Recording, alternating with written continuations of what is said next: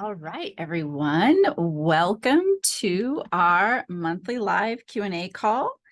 Looks like my partner in crime has a Zoom update, so she'll be joining here momentarily. So we will go ahead and get started. Just a couple of reminders. So if you have a question, you are welcome to ask that question either by putting your question in the chat, in which case my co-host will read the question for you, or you can raise your hand and I can see who's raising their hand, and you can ask it just live, and you do not need to be on camera if you don't want to be. So no problem there. Okay, so as I'm waiting for my my co-host to join, I'm going to go ahead and get started with the updates on what's been going on in the accelerator. So in terms of new content, we have added some, let's see, what did I add? I actually have it just pulling it up here momentarily. So let me take a look and bring that over here so I can see it. Okay. I added a RACI matrix, which is a very simple way to align who you need to communicate with and what their roles and responsibilities are. And this will help to make sure that you don't have any kind of communication challenges when you have a big project that's going on. So this is typically when I would use it, for when you have a project, and it will tell you, okay, who needs to be consulted, who needs to be informed, etc., of the various activities that are going on. Then other update to the accelerator is I have made a change to how the community forum works. So I had been posting a weekly topic and asking people to comment. I have not gotten much engagement on that. And so rather than me continue to do that, coming up with a new topic, I have just closed that part down. So there's not just a general weekly topic. And instead, those of you that are in a private group, so you may be in a cohort that came with your organization, if you're in a private group, you will still have forum topics, and we'll still have communications through that means. There just won't be this general forum for now. The other thing is that you can still private message anybody who's in the accelerator. So there, I will make sure we put the link in the show notes, but there is a little short tutorial that I have that's on the accelerator that shows you how to do that. You just go through the member directory, you find them, and you can send them a direct message. And of course, you can always private message me with any questions that you may have about any of the content. So those are the two main updates, a little bit of content, and then I did make a change to how the community forum is working. And I now see that my co-host is here, so I will go ahead and introduce her. So Mom, don't worry, this Zoom updating as you're trying to join a call is very common. It happens to everybody at this point. So you don't need to feel stressed about that, because that's just the way it works these days when you're using these software platforms. So, okay, welcome to my co-host, also known as my mom. So hi, Mom, how are you? Okay. Are you a little stressed out about that? First time joining by phone. So. Oh, okay, yeah, I was wondering. Yes. So you're on phone. Was the computer giving you a hard time, or was the computer giving you a hard time? Okay. Because it keeps saying retry not working or something. So I'll see what's happening afterwards. Okay, yeah, and I can help you. And I'll keep trying. Okay, I can help you troubleshoot later as well. So okay. Okay, so how are things going with you? Fine, now that I'm on the call.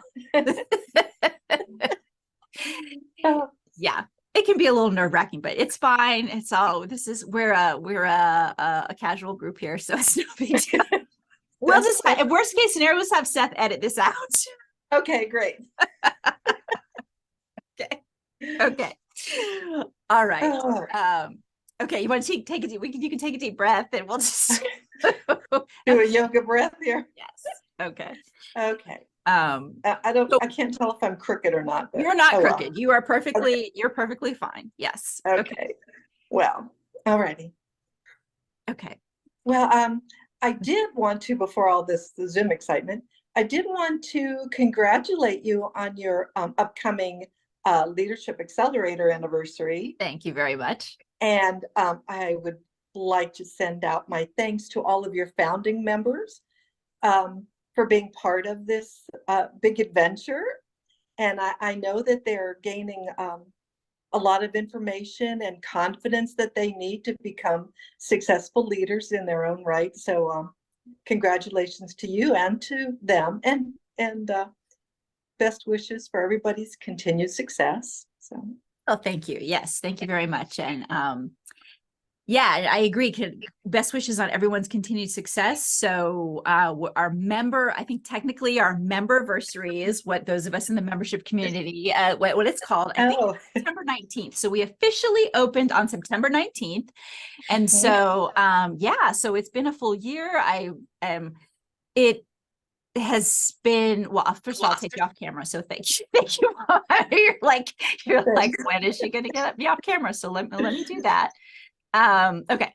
And yeah, I mean, some things have gone way better than expected. Some things have not gone as well as I had hoped. And, you know, it's been the full range of things, but I'm really glad that I built this platform, because I am finding that it's very useful to people. They're using it in, okay, it looks like, hold on, looks like they're gonna mow the lawn, and okay, the dog has decided to go out. People are using it in different ways. So I originally thought, you know, people would just join, individuals would just join, and that's certainly how the first group, our founding members, found me. And now I'm finding that that organizations are putting cohorts in, putting their own groups in for group coaching. And I'm thrilled that that is a way I never even would have thought of. People could find the content and the engagement with me useful. So I'm really excited about how things have evolved over time, and just looking forward to the next year.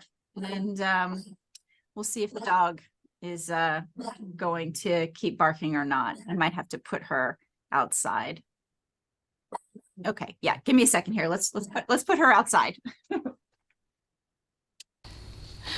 All right, through the power of technology, I have edited the Q&A portion of today's live Q&A call. So my dogs kept barking, I kept having to get up, and so I just decided to scrap that whole part and re-answer the same questions.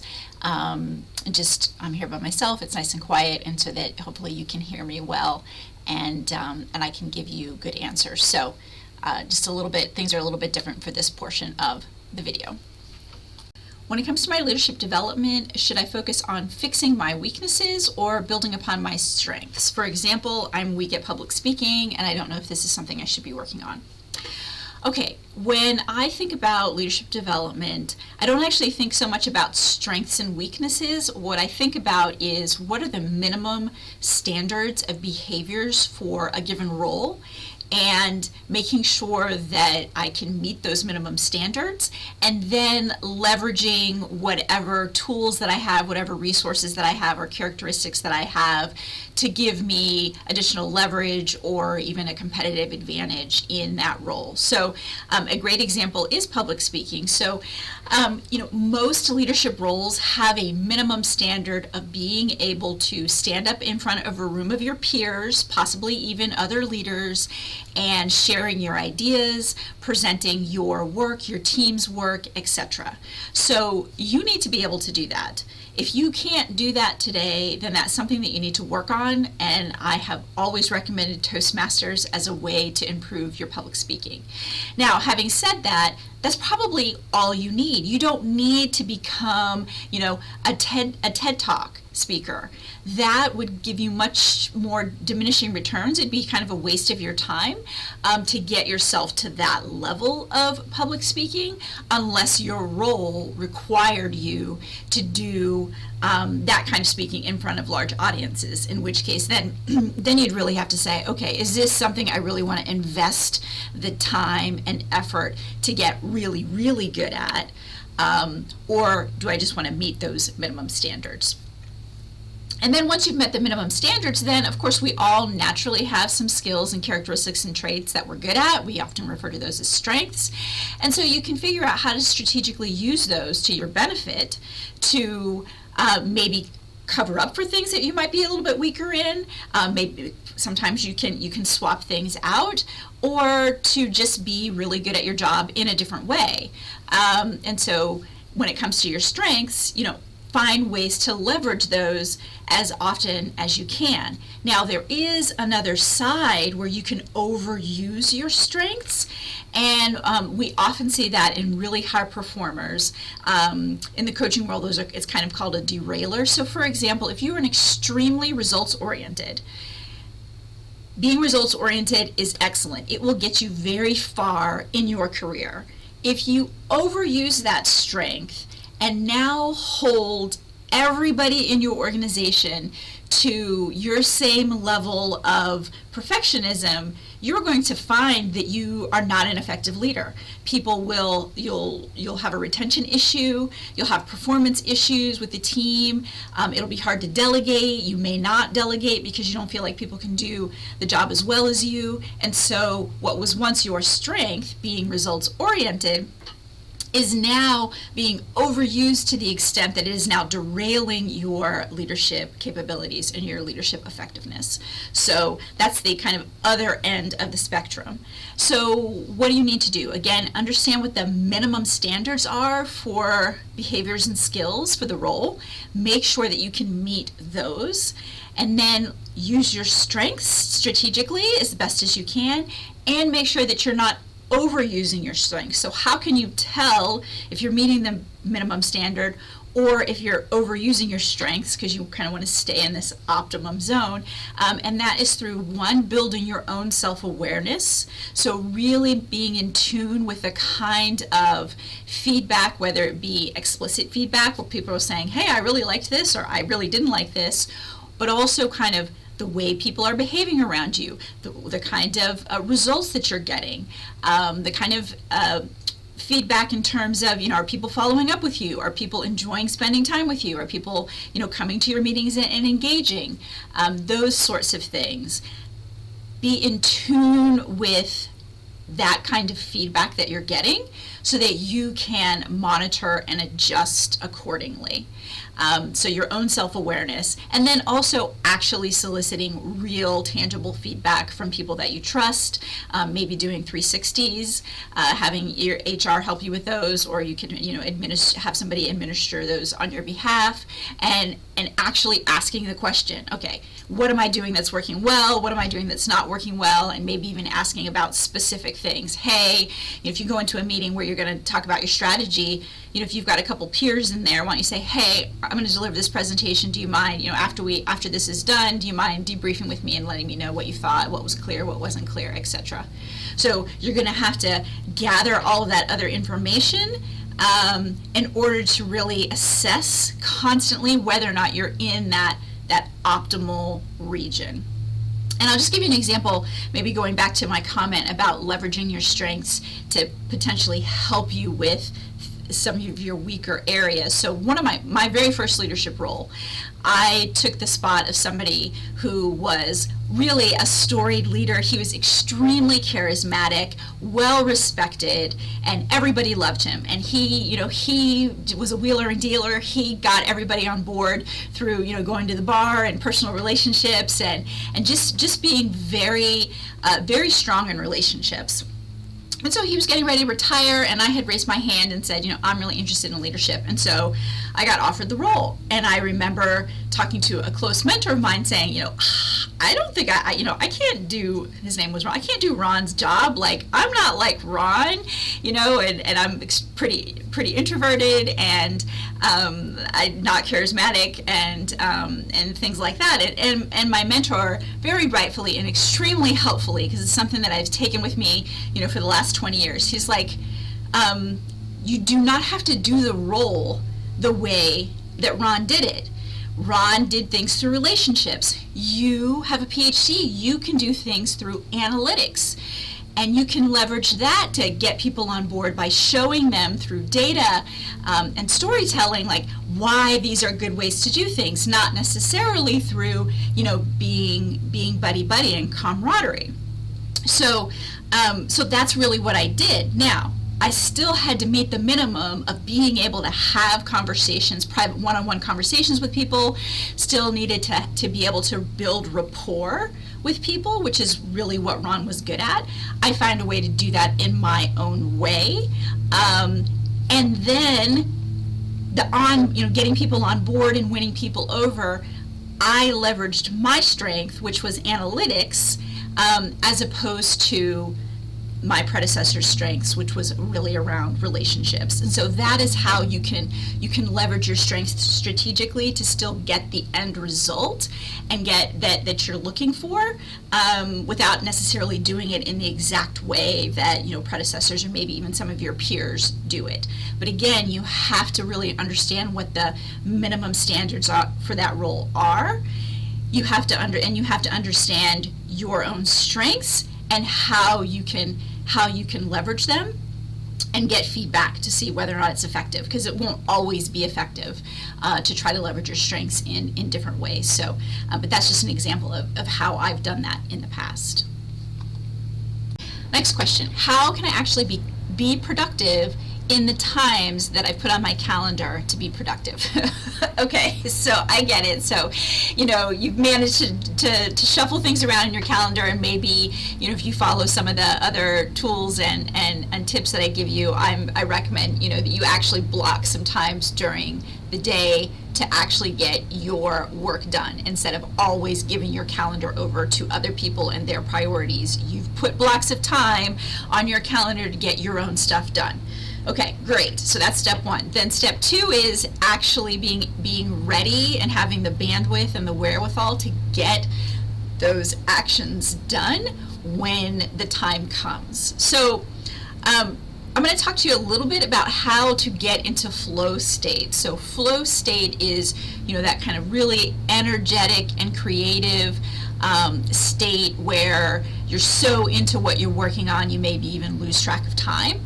And that state of creativity and problem solving is what you want to be able to create at will, so that when the time comes, you can do what it is that you have on your calendar to kind of do in that hour or 90 minutes or 30 minutes or whatever it is. So I'm going to give you a couple of steps that you can take to start to be able to get into flow state on a recurring basis. So the first thing about flow state is that you really need to be working on something that is challenging and important. So if you just have sort of menial tasks to do, then I suggest that you just set a timer and just do those menial tasks, just kind of try to knock them out quickly. And maybe do those in the morning or afternoon, whenever you have a lot of energy, but just knock those out as quickly as possible. Using something like the Pomodoro technique is something that I like to use. So flow state is really more for these bigger projects, these more intense and creative, requiring more creativity. And this is where what I want to talk about now. So choose a task that is challenging, and then ask yourself, why is this important? Like, why am I doing this? And make sure that you really have a good reason for wanting to get this important thing done. Then the second thing you need to do is you need to be realistic and be clear about what it is, what part of that big project you can get done in the time that you have allotted. So let's just say for now that we've allotted 60 minutes to work on this big project. So what do you think you can reasonably get done in 60 minutes, and set that goal. Then you need to make sure that you don't have any distractions. So make sure you don't have any noise distractions, you don't have any visual distractions. I know for me, one of the big things that's a distraction to me is having multiple tabs open on my Chrome browser. As soon as I, blink, I look back up and I get distracted by this other tab. So I have to close all of those down.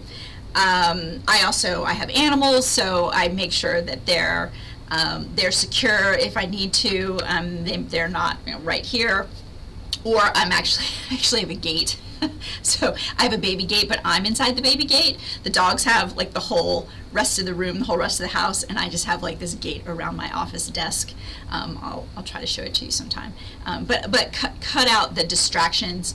The other one, notifications on your computer, on your phone, on your watch. Get rid of all of those things. Then you have to commit to not multitask. So typically for me, just eliminating those distractions means I won't multitask, but if there's anything else for you that you are concerned about that you may start to do, make sure that you get that out of the way. Another thing that can be really useful is to just have like a small pad of paper nearby, and that way if your mind wanders and something comes up, you can just write it down, and then you know, okay, I can address this later. This is an idea that popped in my head. It's not relevant to what I'm doing now, but I can address this later. Then the other thing you need to do is you need to make sure that you're emotionally ready to participate in this activity. So, if you're worried about something, now might not be a good time to try to do it, or you might want to just think through what you're worried about. If you're hungry, make sure you eat something. If you're thirsty, make sure you drink something. If you have to go to the bathroom, make sure you've done that, because you really want to be able to, almost lose track of time. And so how you are emotionally and physiology can play a role.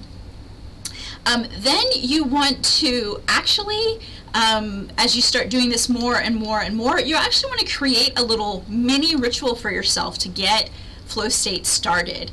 And this can be as simple as putting on maybe the same music or the same kind of music, getting your favorite pen and notepad, or whatever kind of tool, if you're going to use an electronic tool, just getting that ready. Maybe you have certain gum or something like that, but it's just a couple of really small things that you can do over and over and over again, and this will help your body help signal to your body, oh, we're going into flow state. I'm going to prepare myself for flow state. And then once you do that, you're ready to actually start working. And at that point, it's really just a matter of working on the tasks that you set forth for yourself during the time period and trying to hit that goal that you set up. So you're physically ready, emotionally ready, physiologically ready. You've got an important task to work on. You have your environment set up, and now you just execute on your task for the time period, and then you're done. Now, having said that, you need to be prepared for needing to practice and maybe even stretching your concentration. So you might want to start by just monitoring the first couple of times. Okay, how long was I actually able to do this? Was it 5 minutes? Was it 10 minutes? Was it 50 minutes? And don't be too hard on yourself if it turns out that it's a pretty short period of time, because most of what we do the rest of our time is a lot of really short attention span things. And so, there's been plenty of studies showing how, our attention span is getting shorter and shorter and shorter. So this is a skill that you're going to need to develop over time. And so be prepared to practice this. But I know, at least for me, after doing this for probably 10, 15 times, now I'm pretty confident that I can say, okay, I've got this hour set up, this time of day. I'm going to make sure, that my environment is set up, and I can focus on what I need to focus on. So again, what you're looking for is to be able to go into flow state when you've set aside, important times during your week to focus on your own work. Pick a challenging task, something that's important to you. Set a goal for what you want to actually get done in that time frame. Set up your environment, eliminate distractions, make sure you've got the tools that you need, make sure you're not hungry or thirsty or need to go to the bathroom. And then set up that little ritual where you just do 2 or 3 things in advance, say, okay, now we're ready, and then focus on that time. And remember that you may need to learn to stretch your concentration over time, but I believe that, in no time you'll be able to actually accomplish those things when you've gone through the hard part of actually taking the time and setting aside time for yourself to get those important things done. Okay, next question. I am having a hard time keeping up with my plan for health and fitness. I start off the week well, but then by the end of the week, I find myself going to Chipotle, and I can't get back on track. What should I do? Okay, so, well, first of all, Chipotle, there are many worse fast food places than Chipotle, so I just want to comment about that. This week, actually, my husband was out of town, and I ended up having McDonald's and Dunkin' Donuts in the same meal with my kids. I had this plan to go home and make homemade tacos, and through a series of events, it didn't work out, and we ended up having McDonald's and Dunkin' Donuts. So there you go. But to answer your question, I think it's really important to be clear about your planning. So what I find is that what most people do is they make an ideal plan. So, when you're talking about health and fitness and nutrition, so people will talk about working out a certain number of days a week. They'll talk about eating very well 7 days a week, maybe even doing meal prep. And this is the plan, and this is the goal, right? This is an excellent plan. It's an ideal plan, and it will help you quickly get to your health and fitness goals, whatever those are. The problem is that it's quite a challenge to actually live in an ideal world. So we have friends and family that need our help. We might hit traffic and not be able to get home on time. We might get a huge assignment at work and we have to work late. There can be a myriad reasons why you cannot follow your ideal plan.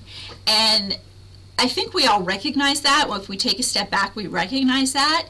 But nevertheless, we still find ourselves beating ourselves up when we are unable to follow that plan. And oftentimes that shows up for me. People tell me that they don't have the motivation, and they think that they need to fix their motivation or their self-discipline. And I actually think you need to do something else. I think that you actually need to make a second plan that is for normal ups and downs, or maybe even worst case scenario. And when I was seeing a fitness coach, she called them bare ass minimums, or BAMs.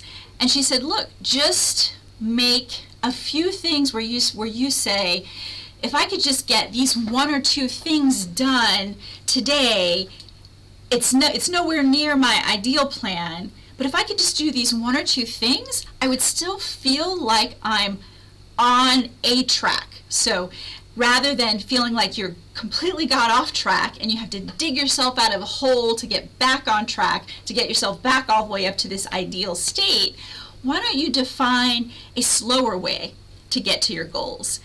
A bare ass minimum way to get to your goals. And so, in the health and fitness space, that could be maybe walking a certain number of steps, or maybe that could be, having one high protein meal like a yogurt or something like that, or maybe just adding a piece of fruit to your day or something like that. But just to actually recognize that in life things happen, and through no fault of your own, things completely outside of your control, but you can still work towards your goals of health and fitness if you do some very minimal things.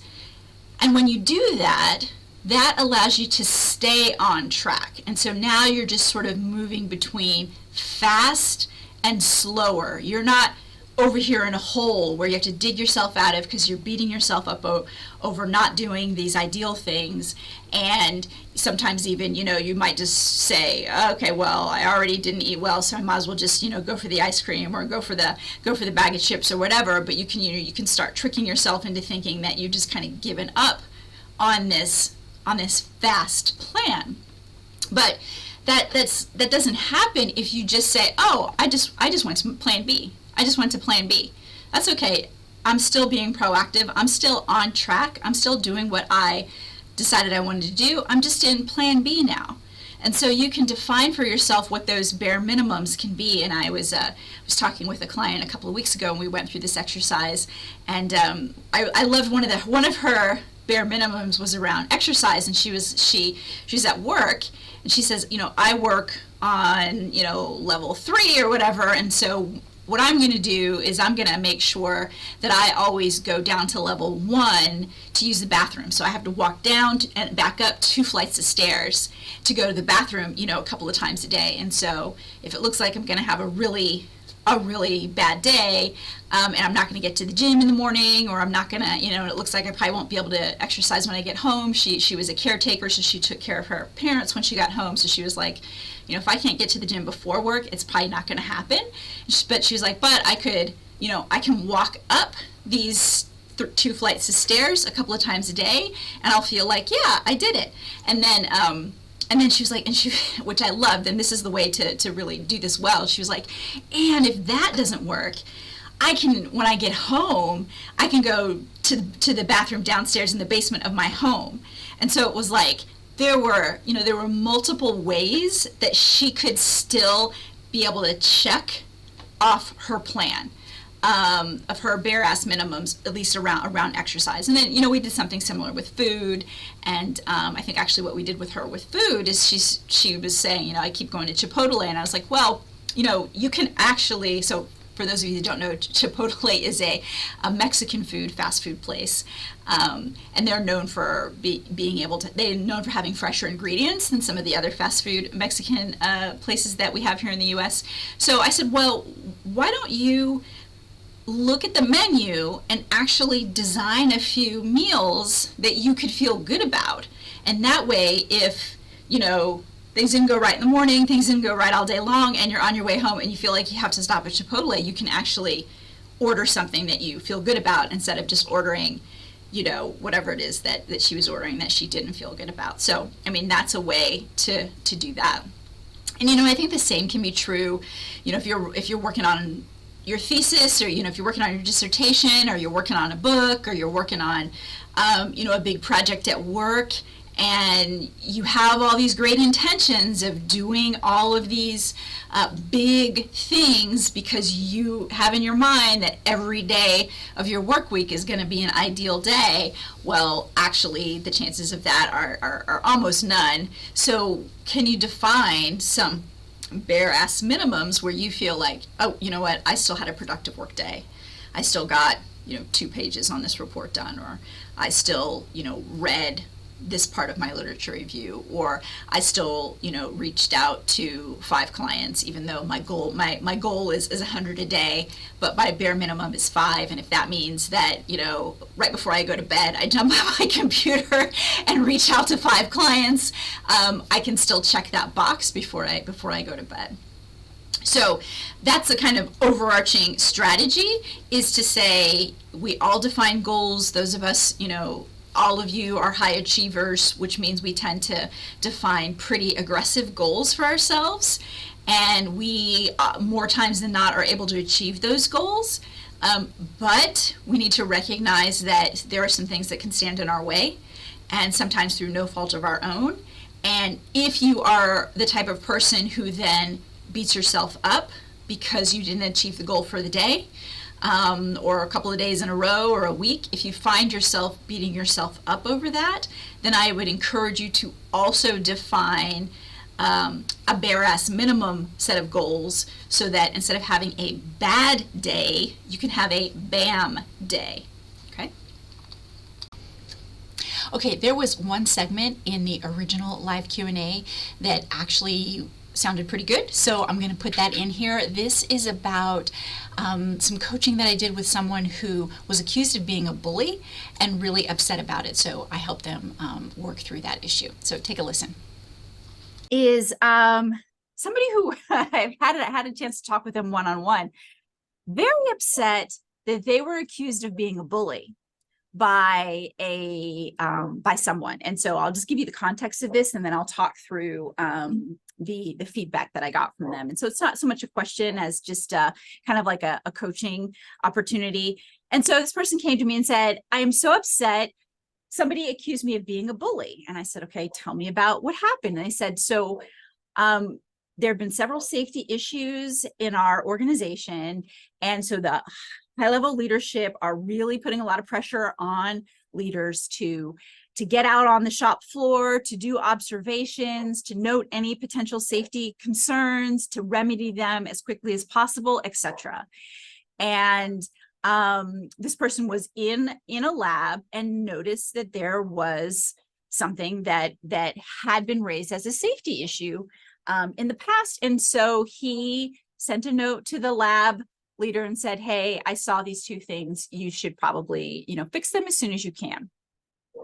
And the person that he made that communication to was really upset, accused him of being a bully, etc. And so I said, all right, well, tell me a little bit about this person. Are they your peer in a different organization? And he said, no, they're not my peer. I'm higher than them. Okay, well, are they a leader in this other organization? He said, no. I said, okay, so what happened was you as a leader in one organization, you communicated with a lower level person in a different organization, and they took it as you being a bully. So the first thing I said was, so, the way you communicated what you did, it's not bullying behavior, simply highlighting a safety concern and communicating that you made an observation. That is exactly what leaders should do, okay? That is the right behavior. And I can see how this low-level person in this other organization was threatened by your communication because of your role. When you are a leader, everything you say and do is magnified, is amplified because of the power of your role. And so the people that are inside your own organization, I mean, they probably feel less of this intimidation because they know you, they've worked with you for a while. And so they understand, your tone of voice, and when things are really serious or when you're upset. I mean, they kind of have learned what those behaviors are. And so can say, oh, okay, this person was just pointing out factually that this was, this is a safety concern and I need to take care of it. I better take care of it, versus, oh, they can tell when you're yelling, they can tell when you're really upset, they can tell when they're in trouble. I mean, that's your organization. But people in other organizations, have none of this context about you. So here's a low-level person just getting negative feedback, highly amplified, because you are a leader, high-level leader in another organization. And so it is not necessarily a reflection on you personally and what you said, but really just very common and very natural consequence of this disparity in role and the subsequent role power associated with that. So what can you do as a leader? So you can do a couple of things. So one is you can really focus on maybe communicating to your peer in various organizations. So even if you make an observation of a lower level person, you can consider to communicate with your peer and to say, this is what I observed about this other person. And that kind of puts you on a level, kind of more of a level playing field. The other thing that you can do is consider some softening phrases, which are just some ways to, even though you're completely factual, some ways of really saying, okay, let me soften my tone of voice and my delivery of this information to help to sort of bridge this gap that is naturally occurring with the variations in role power. So those are two approaches that I think you can take. And really, I mean, the main point of it is to build some self-awareness around the fact that because you are a leader, and the more disparity there is in the levels of leadership when you're communicating, there is naturally this additional weight that is associated to what you say. Because of your role, even though you're the exact same person, you feel like you're, that you were before you became a leader, and you feel like you're, communicating things,